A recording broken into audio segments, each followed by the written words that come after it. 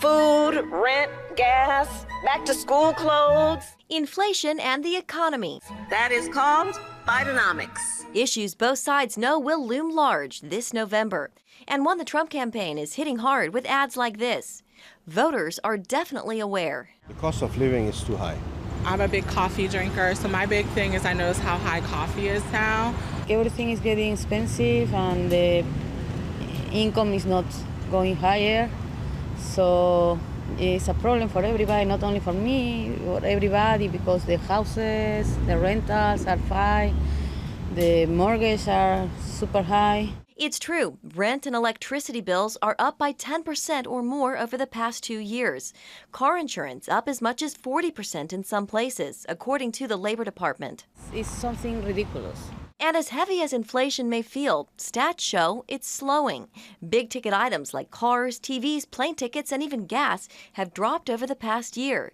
The overall pace of year-over-year inflation, measured by the Consumer Price Index, just dropped to 3%, much lower than the high of 9% only 2 years ago. Where the confusion, I think, comes into play is we talk about inflation coming down, which is not the same as, broadly speaking, prices coming down. Mark Hamrick with Bankrate tells CBN News the good news is prices are not increasing like they were.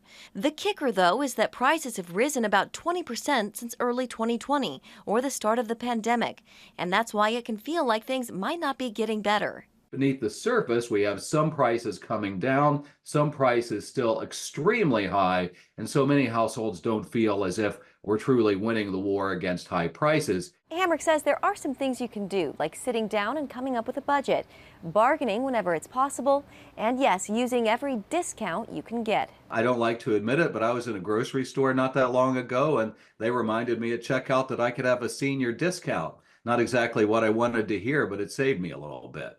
Donald Trump fights for billionaires and large corporations. I will fight to give money back to working and middle-class Americans. Voters can expect to hear a lot of this between now and Election Day. Hopefully, after November, there is a change, that everything goes better.